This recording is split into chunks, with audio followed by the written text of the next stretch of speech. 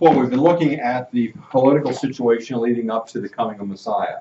This is after we, of course, spent time looking at the social world leading up to the coming of Messiah, and the economic world, and the religious world. We've spent a lot of time looking at the political situation, all the changes that took place from the time of the Maccabean revolt up and through the time of Herod the Great. And he's the last ruler we have examined, and the last time we saw how he came to his death. Well, we need to go further because there are some things that happen politically following Herod the Great about which we want to be aware. So in your notes, we want to continue looking there at Herod the Great and his descendants.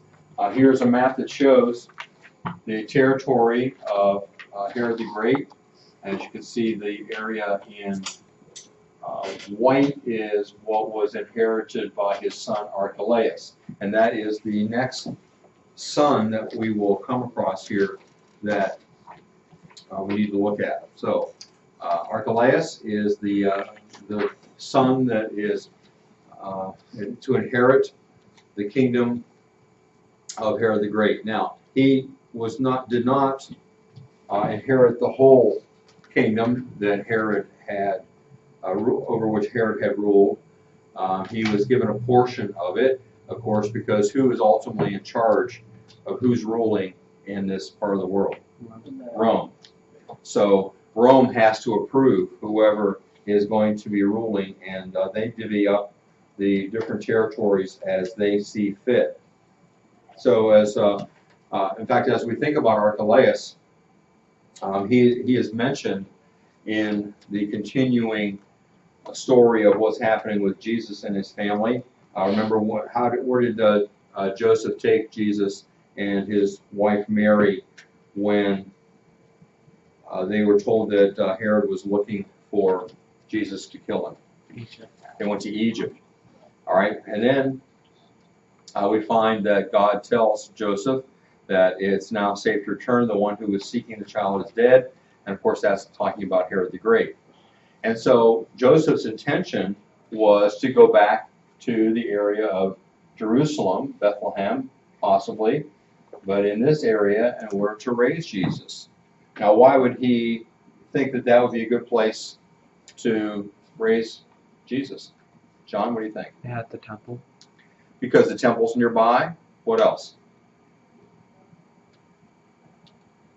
Who was this child, Jesus? Or what was he? King. Griff? King of Jews. King of the Jews. And where would the king most likely live? The capital. In the capital, which is Jerusalem. So you can see why Joseph, even no matter who's ruling now, Joseph might have thought it was a good idea to come back and bring up Jesus close to where the capital is. Would make sense, right? But it says that Joseph heard that Archelaus was ruling in place of his father Herod the Great, and he knew that Archelaus was just as bad as his father. So he figured that's probably not a safe place to live. So where does Joseph take Jesus then to raise him?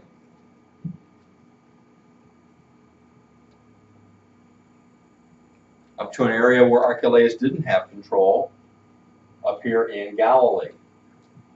And that was actually controlled by Herod Antipas, who is not as bad as his father, and in the city of Nazareth. And that's where Joseph and Mary had come from originally, right? So back to where they had lived previously to raise Jesus. So here we are with Archelaus, though. He is the one that Herod had chosen to come after him. Now, immediately after his succession, things started going badly. The news of Herod's death and the ascension of Archelaus brought violent uprisings throughout the country. Everybody knew what Archelaus was like, and they said, we're just getting more of the same. And so there were riots. This new king had to face an angry crowd that demanded rehabilitation of martyrs that were killed during the celebration of Passover. Archelaus had killed 3,000 Jews during the Passover, and they were demanding that he make some kind of payment to the families and so on. The courts of the temple were strewn with corpses as Archelaus had ordered this massacre. But for a moment, all seemed quiet. Archelaus left, and he went back to Jerusalem to have himself crowned by the Emperor Augustus. The will that Herod had left could not be acted on its own. It had to be approved by Emperor Augustus. So following the death of their father, Herod's sons Archelaus and Herod Antipas, who we'll get to in a moment, who is supposed to rule over that area, went to Rome for authorization and to ask for additional lands, just like their father had. Well, this time a delegation of 50 elders from Judea and Jerusalem also went to Rome, to request that Emperor Augustus appoint somebody else to govern him. So you got Archelaus going to Rome to get approval to be king, and you've got 50 elders from Judea going there and saying, please don't let him be king over us. As a security measure, in the aftermath of Herod's death, a Roman legion was dispatched to Jerusalem. And then the Roman Sabinus, agent of the imperial treasury, arrived. And so while Archelaus is gone trying to get his authority to be king, this guy Sabinus lived in Herod's palace and began to audit the taxes and the tribute of Judea. So he's looking through the books. Still upset over Herod's assassination of the rabbis and their students. Remember, Herod had killed rabbis and students who tried to take down the Roman eagle from the temple wall. And so Jews began to riot in Jerusalem on Pentecost. Stones were thrown at the Roman troops, whereupon they set fire to the covered passages. Then they rushed into the temple and pillaged all they could lay their hands on. Sabinus himself relieved the temple treasury of 400 talents, at which time he had to retreat precipitately to the palace and shut himself in. So he grabbed all he could from the temple and then had to run to Herod's palace and shut himself in before the rioting people could get a hold of him. Well, then the governor of Syria arrived with reinforcements who brutally put down the revolt, reclaiming Jerusalem and crucifying over 2,000 people. To the great disappointment of everyone, Augustus honored Herod's will and made Archelaus the ethnarch of Idumea, Samaria, and Judea. Archelaus' rule was bad. He hunted down the delegation that had gone to Rome to protest him being made king. He hunted them down and executed them and their families, confiscating their property. Jesus made this the basis of a story that he told in Luke 19, where he talked about a man going away to be made king and what his servants did in his absence. Jesus used it to illustrate what his followers should be doing while he was going away to get his kingship, talking about when he would rise from the dead and ascend to the Father. In AD 6, another delegation of Judeans risked their lives and went to Rome to accuse Archelaus of breaking the emperor's command to govern peacefully. His brothers, that is Archelaus' brothers, were also against him. He was summoned to Rome, where Augustus deposed him and banished him to where it seems everybody gets banished, Gaul, which is present-day, what? France, right. Because of his enormous misrule, he was banished to Gaul. Now, is it this time then, because of the misrule of Archelaus, that Rome makes this area a Roman province with direct Roman rule under a prefect or governor who had full power to inflict the death penalty. That's why when Jesus comes here as an adult, it's no longer ruled by anybody in the Herodian family. The governor of the area is who? Who's the governor before whom Jesus appears? Pontius Pilate. This is why that takes place. A revolt over the census took place. It's mentioned in Acts 5:37 when the people claimed God as their ruler, not Rome. All right, so now we come to the next son of Herod the Great, who was given territory, and that is Philip the Tetrarch. If we look at the chart here, I'm not sure how well you can see it, but here is Herod Philip, and here's Philip the Tetrarch. So, two Philips in the family. Philip the Tetrarch, that's a description of what he was. Rome made him a tetrarch over this area over here, which includes Caesarea Philippi and Gamala. This area east of the Jordan River, east of the Sea of Galilee, was ruled over by Philip the Tetrarch. He was the son of Cleopatra, not the Egyptian Cleopatra. She's Jewish. But there you can see his mother. He was made tetrarch of the areas called Ithria, Trachonitis, and Galantis. So that's this area up here. His rule was quiet. We see that reflected in Luke 3:1. He was liked by the populace, which were mostly Syrians and Greeks. Not too many Jews lived over in that area. He ruled justly, was an excellent administrator. And again, don't confuse Philip the Tetrarch with Herod Philip. That's a different guy altogether. This Philip the Tetrarch, married his niece, Salome, who was the daughter of Herodias. All right, so Philip the Tetrarch married Salome. Salome was the daughter of Herodias through her marriage with Herod Philip. Although, as we'll see later on, Herodias leaves Herod Philip and marries Herod Antipas, and so Salome becomes his stepdaughter as well as his niece, and also his sister-in-law. So does that sound like a fun family? Kind of mixed up, huh? Okay. All right, so that's Philip the Tetrarch ruling over this area. So this is the area where Jesus feeds the 5,000. Probably in this area, although he might have been down in here when he cast the 2,000 demons out of the man. Remember that? So that's in the area of Philip the Tetrarch. All right.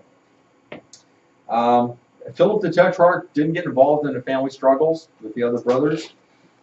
He built the city of Caesarea Philippi, named for Caesar and himself, Philip. And he also built the city of Bethsaida, which is not on here, but in that territory, and it's mentioned in the Gospels. As I said, Jesus came into this territory for the feedings of the 5,000 and also the 4,000 who was over in that territory. He died without any offspring in AD 34 after 37 peaceful years. His territory was then given to Syria until AD 37 when it was given to Agrippa I, whom we'll come to, Herod Agrippa I. All right, so that's Philip the Tetrarch. Any questions? All right, next we come to Herod Antipas, another son of Herod. So here's Herod and his wives. Here's Herod Philip. Here's Herodias. Philip the Tetrarch we've just talked about. And now we're talking about Herod Antipas, who is the son of Malchus, who was a Samaritan. Herod Antipas. Herod Antipas was made Tetrarch of Galilee and Perea. Go back to the map. See, here's Galilee. So, and here's Perea. So, mostly up in this area, Herod Antipas. He brought peace and prosperity for more than 40 years. He tried to avoid conflict and was conciliatory toward his Jewish subjects. He tried to give in to his Jewish subjects, tried not to offend them as much as he could. In fact, he even refused to mint coins with images on them as in deference to the Jews. Like his father, Antipas was a builder. Just 3 miles from Nazareth, he built the magnificent city of Sepphoris. So right there. and that functioned as his capital. His greatest project was the city of Tiberias on the Sea of Galilee. It had the best of everything, including hot springs, a stadium, hot baths, and a great palace. Now, Antipas had married the daughter of Aretas IV, who was a Nabatean living down in Petra.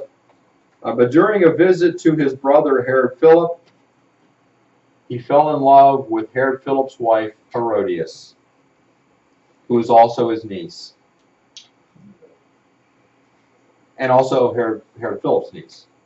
Yeah, because Herod Philip and Herod Antipas are brothers. Herodias is both their niece. Herod Philip married Herodias, but now Herod Antipas falls in love with her and wants her to go away with him. Antipas divorced his wife and married his brother's wife, Herodias. This, of course, violated Old Testament law. In addition, King Aretas, because Herod divorced this wife, the daughter of Aretas, so he declared war on his unfaithful son-in-law. Antipas was defeated by Aretas, but Caesar Caligula sent an army to rescue him and bailed him out.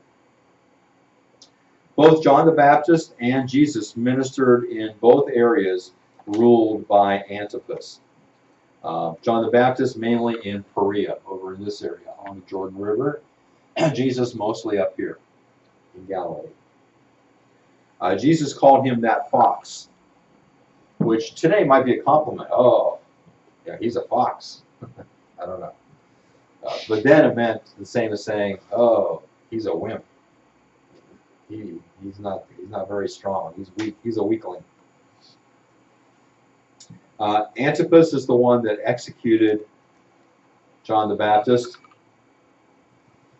As you remember, his stepdaughter Salome danced before him, and he said he would give her whatever she wanted. She asked her mother, who was the wife of Herod Antipas, what should I ask for? And remember, she said, ask for the head of John the Baptist on a silver platter. And so she went back and told her stepfather that, and he had already said he would give her anything, and so he had to go through with it and beheaded John the Baptist. Jesus also was tried before him, pictured here, in Jerusalem, and as he stood before Herod Antipas, he was mocked and abused. So in the latter chapters of the Gospels, when you see Herod mentioned, it's Herod Antipas. That's who Jesus is standing before in his trial. Throughout most of his life, Antipas had the support of Tiberius Caesar, who came after Caligula. But when the emperor died, Antipas's rival Herod Agrippa, who was his nephew, accused him of plotting against Rome. So Antipas was banished by by Caligula. I got them mixed around. Tiberius was before Caligula. Caligula had rescued him at one point, but then when he was told that Antipas was disloyal, he was banished by Caligula to Gaul in AD 39, and Caligula took his property. All right, any questions about these guys? We've had Archelaus, Philip the Tetrarch up here, and Antipas ruling over Galilee here.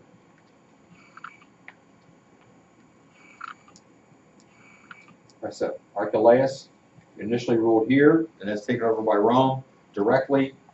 Antipas rules here and here. Herod Philip up here. Got the picture? Any questions? All right. Let's move ahead now to when Judea is ruled directly by Rome through a governor or prefect. There are several divisions, several titles given to the person ruling. He's called a prefect, which is a military title, which is the proper title for Judea until AD 41. The person also could be called a procurator, which really means a financial officer or advisor, or sometimes called governor, which is a more general term. The New Testament uses this exclusively for Judea. So if you see these different terms applied to, for example, Pontius Pilate, they're not contradictory. They're all terms that are used for that particular official. The prefects were appointed by the emperor, so they're ruling for the emperor. They live in Caesarea, which, remember, was a city built by whom? City of Caesarea on the coast, built by Philip. no, not Caesarea Philippi, Caesarea. Built by Herod the Great. He wanted to have a port city. Remember, he built Caesarea, and that became the Roman capital of Judea. They would come to Jerusalem only during Passover, once a year, and that was mostly to watch over things to make sure that there weren't any more riots, to see that things didn't get out of hand. All right, so this is the office of prefect. The first prefect, excuse me, was Coponius.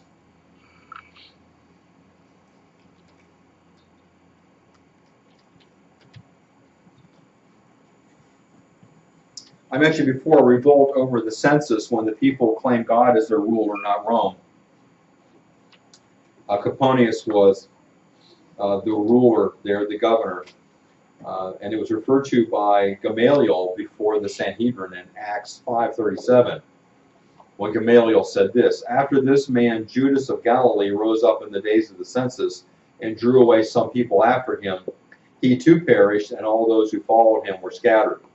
And the reason that Gamaliel brought that up was because he's saying, look, if this Jesus thing is real, you can't stop it. If it's not, it'll peter out on its own, just like it did before under Judas of Galilee. All right, so after Coponius came Pontius Pilate then, who we see pictured here with Jesus. And he's the one, as you know, tried and executed Jesus Christ. He was in a difficult position as prefect. He had overdone his response to Jewish unrest previously, and so the Emperor Tiberius was watching him, and Pontius Pilate knew that. That's why he gave in to the Jewish leadership. Remember, they said to him, "If you let this man go, you're no friend to Caesar." And he realized that he would get reported if he allowed this person who claimed to be a king to go on living. And so he consented to his execution. Well, he couldn't keep the peace forever, and some other things happened later on, so that eventually Caesar banished him also in AD 36. I'm not sure to where he was banished, whether it was Gaul or not.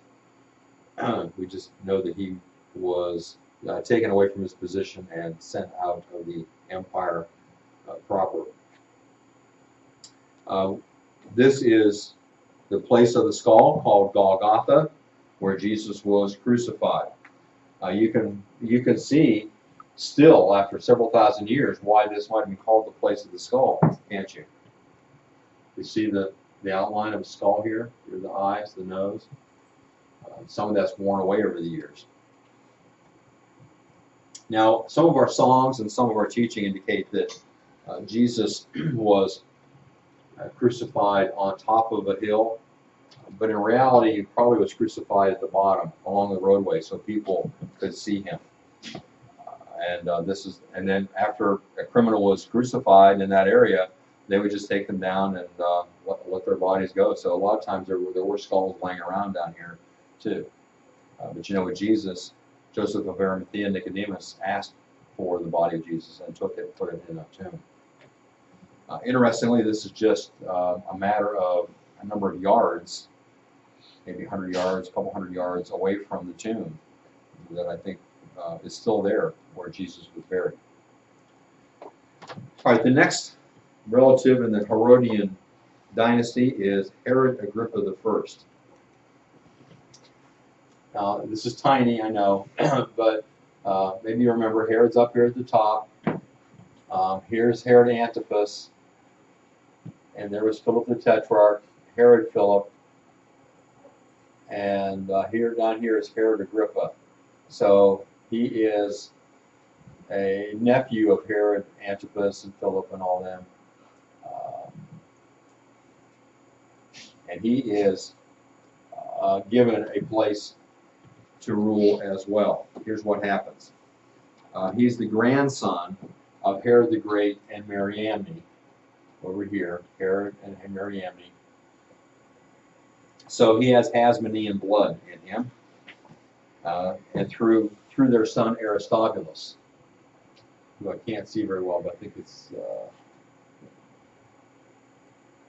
that's Malthus. Yeah, I can't pick it out on that chart.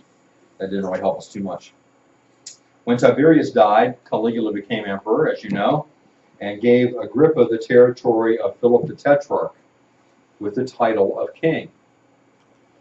And on his way home, Agrippa traveled through the territory of Antipas, Uncle Antipas. Well, Antipas and Herodias went to Rome to get a royal title too.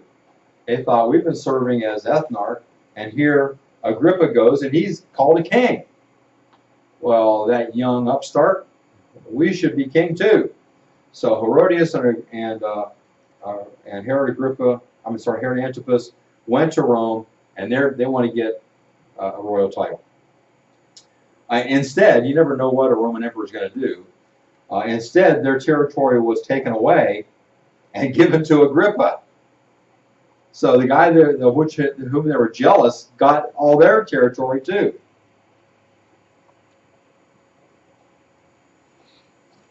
And they made him king of Judea and Samaria, and Antipas was exiled. Well, Agrippa happened to be in Rome when Caligula was murdered. And just like his great-grandfather Antipater and his grandfather Herod the Great always seemed to be at the right place at the right time, he helped Claudius get into power.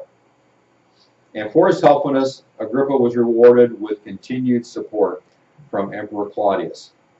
And for a short time, Agrippa's territory was nearly equal to that of his grandfather, Herod the Great. I don't have a map of that.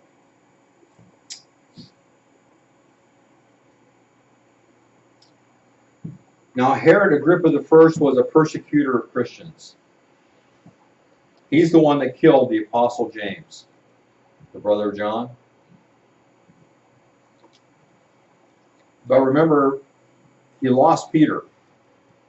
Do you recall when Peter was in prison and an angel came and took him out? You remember that? That was under Herod Agrippa. And Agrippa had the guards of Peter executed. It wasn't really their fault. An angel did it, but he executed them, proving that he was a full-blooded Herod after all. Well, Agrippa went to Caesarea to celebrate a festival in honor of the Emperor Claudius in AD 44. Receiving the adulation of the admiring crowds for his great speech to them. And when they said, "Oh, it's the voice of a God," and he did not correct them, so Agrippa was struck down by an angel and was eaten up by worms on the inside out. So here he is giving his speech, and the people being really impressed with him, and he was struck. He died at the age of 54 in AD 44. All right, next we come to Agrippa II. I know these are hard to keep straight because they got the same names all the time. But here's Agrippa II. He was educated in Rome and was only 17 when his father, Herod Agrippa, died. At least he's the son of the former guy, Herod Agrippa II. The advisors of Claudius, in fact, advised Claudius against making him a king at such a young age. But he was given Chalcos in AD 30, a small fraction of what his father had, and he had some authority over Jerusalem and was allowed to appoint the high priest. When AD 53, Claudius took Chalcos away from him and gave Agrippa II Philip's territory, plus a couple other areas. In AD 54, Nero had become emperor and gave him a portion of Galilee and Perea.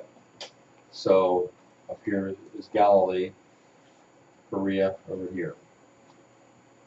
Governor Felix, if you've read the book of Acts, you have come across him, was married to Agrippa's sister, Drusilla, who was a granddaughter of Herod the Great and the daughter of Agrippa I. He's the one that heard the defense of Paul the Apostle after he was arrested on the Temple Mount.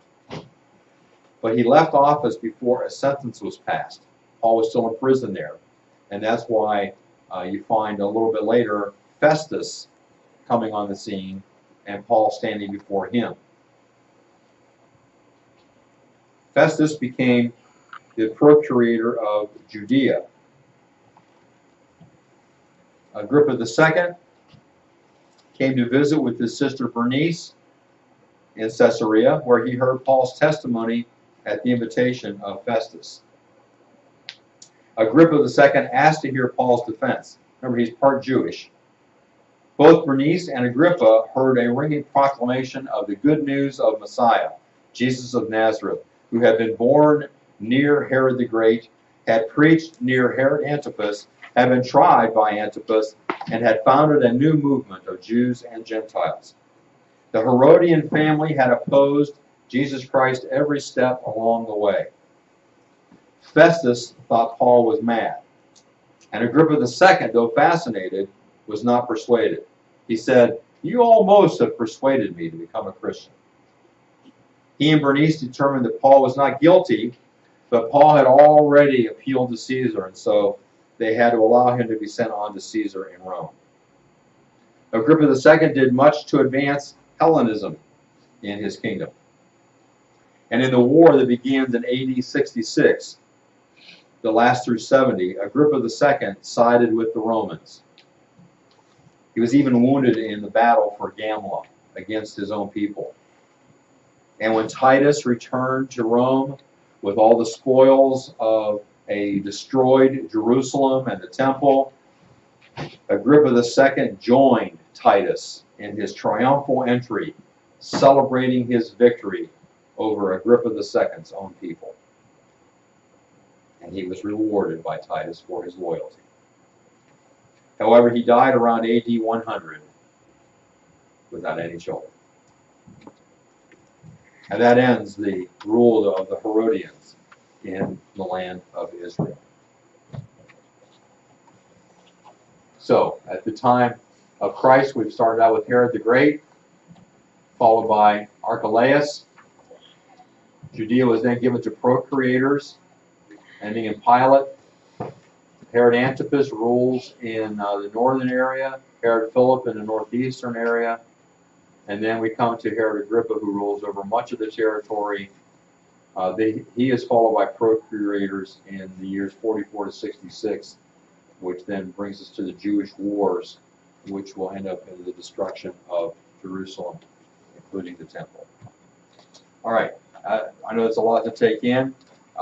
Just look through your materials, try to keep these guys straight, come up with some memory devices, if you will, to keep straight who is who and what happened to whom.